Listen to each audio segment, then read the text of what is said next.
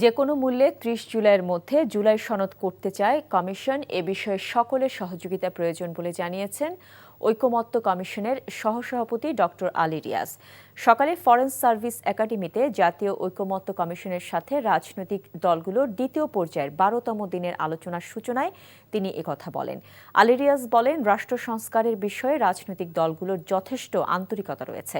ইতিমধ্যে কিছু বিষয়ে আলোচনার অগ্রগতি হয়েছে, কিছু বিষয়ে আলোচনা চলছে। সবার চেষ্টা রয়েছে ঐকমত্য প্রতিষ্ঠায়। আজকের বৈঠকে জরুরি অবস্থা ঘোষণা, প্রধান বিচারপতি নিয়োগ, তত্ত্বাবধায়ক সরকার নিয়ে আলোচনার কথা রয়েছে।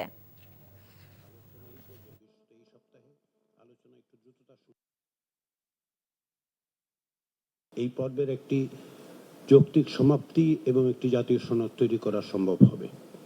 আমাদের সামনে যে বিষয়গুলো আছে, ইতিমধ্যে আমরা বেশ কয়েকটি বিষয়ে, যেগুলো মৌলিক বিষয় নিঃসন্দেহে, সেগুলো এবং তার পাশাপাশি সেগুলিতে আমরা একমত হতে পেরেছি। কিছু বিষয়ে আমরা খুব কাছাকাছি অবস্থানে আছি। লিডার অফ দি অপোজিশনকে এখানে ইনক্লুড করা হবে সেই ক্যাবিনেট মিটিংয়ে, যেখানে জরুরি অবস্থা জারির জন্য সিদ্ধান্ত হবে। কিন্তু যদি লিডার অফ দি অপোজিশন অনুপস্থিত থাকে আর কি নিজস্ব উদ্যোগে, তখন জটিলতা হবে। এই জন্য একটু প্রভিশনটা রেখে দিন, সবকিছু যেন জটিল হয়ে না যায় আর কি। বান্ডেল থাকলে প্রতি সেনমানিতে টাকা বাঁচবে। বিকাশ সেনমানি বান্ডেল কিনে জিতুন প্রতি লেনদেনে।